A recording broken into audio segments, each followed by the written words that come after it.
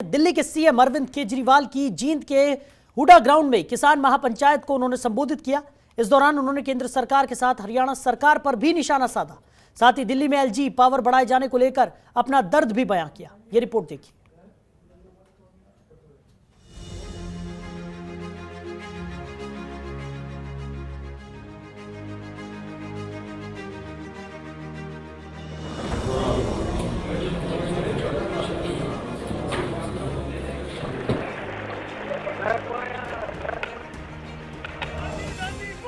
दिल्ली की सीमाओं पर किसान कृषि कानूनों को लेकर महीनों से डेरा जमाए हुए हैं। साथ ही देश भर में अलग अलग जगह पंचायतें कर रही हैं, लेकिन सरकार के कानों पर जूं तक नहीं रेंग रही।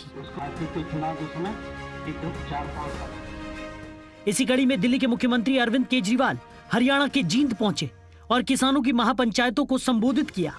इस दौरान उन्होंने आंदोलन में 300 किसानों की शहादत को याद किया। लेकिन पूरे देश की तरफ से उन 300 लोगों की शहादत को नमन करता हूं, जिन्होंने किसानों के लिए संघर्ष करते करते खुशी खुशी अपनी जान गंवा दी। अब हमारी जिम्मेदारी है, पूरे देश की जिम्मेदारी है, आपकी जिम्मेदारी है, मेरी जिम्मेदारी है। उनकी शहादत बेकार नहीं होनी चाहिए। अब अंत तक लड़ना है, लड़ोगे? अंत तक लड़ना है, उनकी शहादत बेकार नहीं होनी चाहिए। महापंचायत में केजरीवाल ने केंद्र सरकार को भी आड़े हाथों लिया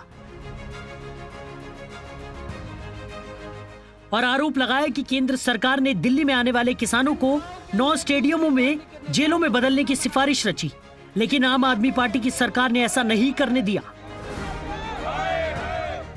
केंद्र सरकार ने षड्यंत्र बनाया, चलो इन किसानों को आने दो दिल्ली। जब ये दिल्ली पहुंचेंगे तो केंद्र सरकार ने दिल्ली के 9 बड़े बड़े स्टेडियम उन्होंने सोचा इनको जेल बना देते हैं। कानून में लिखा था कि स्टेडियम को जेल बनाने की पावर दिल्ली के मुख्यमंत्री की है। तो केंद्र सरकार ने फाइल भेजी मेरे पास और भाई साहब फोन पे फोन आने लगे। इतना प्रेशर डाला इन्होंने, केंद्र वालों ने इतना प्रेशर डाला कि ये जेल बना दो, जेल बनाना बहुत जरूरी है, लॉ एंड ऑर्डर प्रॉब्लम हो जाएगी। धमकी भी दी उन्होंने मेरे को, तुम्हारी पावर खत्म कर देंगे, ये कर देंगे, वो कर देंगे। पर भाई साहब मैं नहीं माना, मैंने फाइल रिजेक्ट कर दी उनकी। इतना ही नहीं, केजरीवाल यही नहीं रुके, बल्कि किसानों के प्रति अपनी सहानुभूति दिखाते हुए उन्होंने हरियाणा सरकार को भी नहीं छोड़ा और पुरानी बातें याद दिलाते हुए किसानों का हौसला बढ़ाया।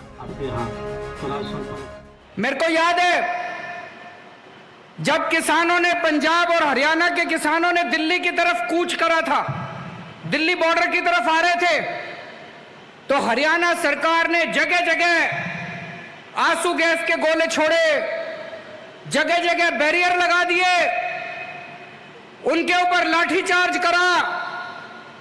लेकिन हमारे किसानों की हिम्मत देखो, सरकारों के बुलडोजर पार करते हुए, आंसू गैस के गोले पार करते हुए, इनके लाठीचार्ज पार करते हुए हमारे किसान दिल्ली बॉर्डर के ऊपर पहुंच गए। इस दौरान मुख्यमंत्री अरविंद केजरीवाल का दर्द निकलकर भी सामने आ गया और GNCTD कानून का जिक्र करते हुए कहा कि हमने किसानों का साथ दिया, इसलिए खामियाजा भुगतना पड़ रहा है और उपराज्यपाल को दिल्ली सरकार से ज्यादा शक्तियां दी गई। और अब वो संसद के अंदर एक बिल लेके आए हैं केजरीवाल को सजा देने के लिए। बहुत बड़ा खामियाजा भुगता है हमने। किसान आंदोलन का समर्थन करने के लिए वो अब हमें सजा दे रहे हैं। वो एक कानून लेके आए, कानून पास कर दिया संसद ने कि दिल्ली के अंदर चुनी हुई सरकार, चुने हुए मुख्यमंत्री की कोई पावर नहीं होगी, सारी पावर लेफ्टिनेंट गवर्नर की। संसद के अंदर जब ये बिल पे चर्चा हो रही थी सुशील गुप्ता जी वहीं बैठे थे संसद में, बीजेपी के एक एक सांसद ने खड़े होकर बोला केजरीवाल ने किसानों का समर्थन किया था, इसलिए केजरीवाल को सजा दे रहे हैं हम लोग। आखिर में जाते जाते केजरीवाल केंद्र पर तंज कस गए और देशभक्ति का जज्बा दिखाते हुए कह डाला कि वो किसान आंदोलन को सफल बनाने के लिए हर कीमत चुकाने के लिए तैयार है। जो आदमी किसान आंदोलन के साथ है वो देशभक्त है, और जो आदमी किसान आंदोलन के खिलाफ है वो गद्दार है, वो देश का गद्दार है। इस किसान आंदोलन को सफल बनाने के लिए केजरीवाल को जो भी कुर्बानी देनी पड़ेगी, आज मैं इस मंच से आप लोगों को कहना चाहता हूं, मैं हर कुर्बानी देने के लिए तैयार हूं। दरअसल पिछले करीब 4 महीने से किसान नए कृषि कानूनों के विरोध में प्रदर्शन कर रहे हैं। कई दौर की वार्ता हुई लेकिन सफल नहीं हो पाई। साथ ही सरकार कहती है कि इन कृषि कानूनों से निवेश के रास्ते खुलेंगे और किसानों को फायदा होगा, लेकिन किसान इस बात को मानने के लिए तैयार नहीं। ऐसे में प्रदर्शन कर रहे किसानों में जोश भरने के लिए केजरीवाल किसानों के बीच पहुंचे, लेकिन आने वाले वक्त में देखना होगा कि किसानों की समस्या का समाधान होता है या वो ऐसे ही धरने पर बैठे रहेंगे।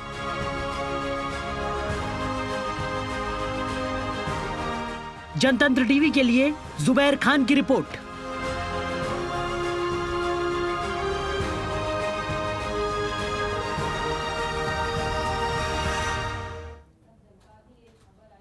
वहीं राष्ट्रीय राजधानी दिल्ली में कोरोना संक्रमण के मामले रोजाना रिकॉर्ड बना रहे हैं, जिसके साथ ही दिल्ली में कंटेनमेंट जोन्स की संख्या भी तेजी से बढ़ रही है।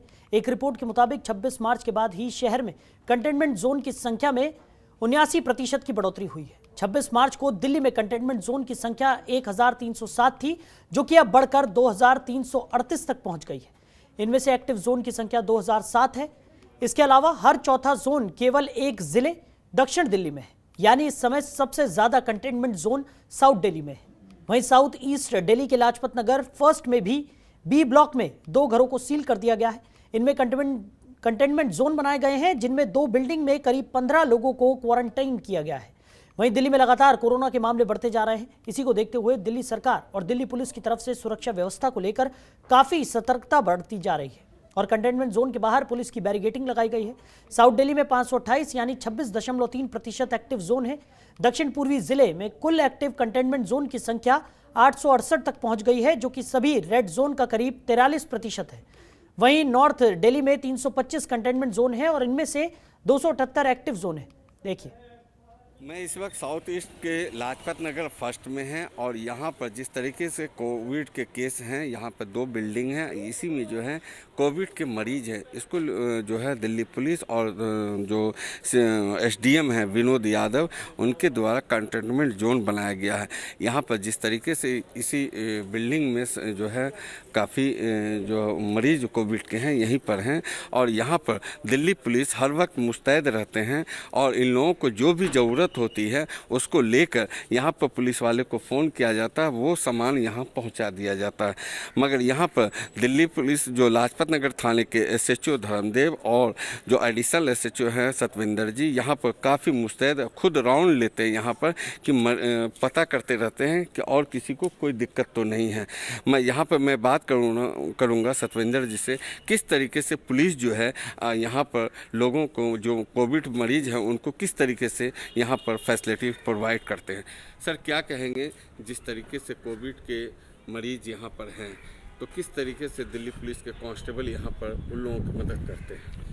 यहाँ पर हमने एक तो बैरिकेडिंग करी हुई है जिससे कि लोगों को पता रहे और उस बाउंड्री को एक्सेस करके लोग जाएं ना, और जो भी यहाँ पर इन्फेक्टेड पर्सनस हैं जिसकी वजह से इसको कंटेनमेंट जोन डिक्लेयर किया है, तो उनको जो भी प्रोवाइड चीज़ें चाहिए रिक्विजिट बेसिक नेसेसिटीज़ की, वो हमारा स्टाफ प्रोवाइड करता है। कॉन्टैक्ट शेयर किए हुए हैं तो जिससे उनको भी प्रॉब्लम ना हो और जो अड़ोसी पड़ोसी नेबर्स हैं विसिनिटी में उनको किसी को प्रॉब्लम ना हो। और हमारा स्टाफ रेगुलर यहाँ पर पेट्रोलिंग करता है और परमानेंट भी प्लेस्ड है, और जो कोविड के चलान्स हैं उसको भी हम इंश्योर कराते हैं कि जिससे कि पब्लिक अवेयर रहे और सोशल डिस्टेंसिंग को फॉलो करे, मास्किंग को फॉलो करे, जिससे कि इसका स्प्रेड ना हो।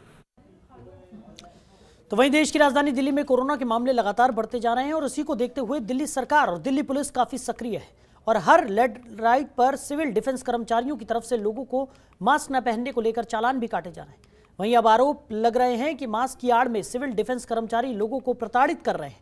ताजा मामला दिल्ली के IIT फ्लाईओवर रेड लाइट का है, जहां पर एक व्यक्ति के मास्क ठीक से न पहनने पर सिविल डिफेंस कर्मचारियों ने उसका चालान काट दिया, लेकिन उस शख्स ने 2 अन्य सिविल डिफेंस कर्मचारियों का वीडियो बना लिया जिसमें दोनों बिना मास्क के पाए गए।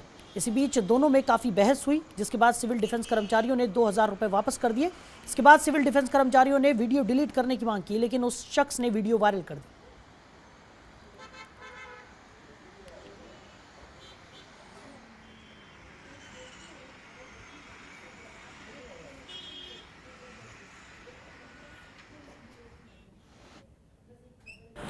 इस वक्त हम मौजूद हैं IIT फ्लाईओवर के नीचे। ये वही जगह है यहाँ पर 2 दिन पहले एक वीडियो वायरल हो रहा है जो कि एक सिविल डिफेंस कर्मी थे, वो मास्क नहीं लगाए हुए थे और उनका मास्क को लेकर चालान नहीं किया जा रहा था, लेकिन इसी में एक आम जनता के लोग ने उसका वीडियो बनाया और वायरल कर दिया। लेकिन जिस बंदे ने वीडियो बनाया था, हमारी उससे बात हुई है तो उसका साफ कहना है कि मेरा थोड़ा सा मास्क नीचे था, इसको लेकर सिविल डिफेंस कर्मचारियों ने मेरा चालान काटा, लेकिन उसके बदले में मैंने जब 2 सिविल डिफेंस कर्मचारियों, एक मेल एक फीमेल, वो लोग हेलमेट के अंदर मास्क नहीं लगाए हुए थे, उसको लेकर जब मैंने उनका वीडियो बनाया तो उनके साथ मेरी काफ़ी बहस भी हुई, लेकिन बाद में उनके चालान के पैसे उनसे नहीं लिए गए और उनके 2000 रुपये वापस कर दिए गए। लेकिन यह कई जगह ऐसा मामला सामने आया कि जहाँ सिविल डिफेंस कर्मचारियों द्वारा लोगों की कई बार शिकायतें भी आई हैं कि किस तरीके से सिविल डिफेंस कर्मचारी लोगों को परेशान कर रहे हैं और खुद मास्क नहीं लगा रहे हैं और लोगों से अपील कर रहे हैं। अब देखने वाली बात यह होगी कि आखिर उन पर क्या कार्रवाई की जाती है। दिल्ली से निखिल कुमार, जनतंत्र टीवी। मैंने खुद उनका वीडियो बनाया है। मैं गाड़ी में चल रहा था, मेरे साथ में एक बंदा और था, उन्होंने भी पहन रखा था मास्क, हमने भी पहन रखा था, मेरा थोड़ा सा नीचे था मास्क। उन्होंने मेरे साथ में इतनी जो है बदतमीजी की बहुत ज़्यादा। उनके स्टाफ ने खुद ने 2 बंदों ने मास्क नहीं पहन रखा था, जिनकी वीडियो मैंने खुद तैयार की है और मैंने आपको तो फीमेल थे, वहीं से उन्हीं के स्टाफ स्कूटी स्टार्ट करके निकल रहे थे विदाउट मास्क, हेलमेट ओढ़ रखा था और ऊपर से जना बदतमीजी कर रहे थे। बोला ये हेलमेट है तो सही, इसके अलावा क्या चाहिए मुझे, मास्क की मुझे है ही नहीं जरूरत। वो तो इतने बदतमीज थे कि अपने आप को SHO समझ रहे थे, DSP समझ रहे थे, उनसे ऊपर तो कोई है ही नहीं। वो किसी की बात नहीं सुन रहे थे, मेरी भी नहीं सुन रहे थे, किसी की भी नहीं सुन रहे थे। मैंने फिर भी उनकी वीडियो तैयार की है। खबरों के निष्पक्ष विश्लेषण के लिए सब्सक्राइब करें जनतंत्र TV and press the bell icon. Never miss any update.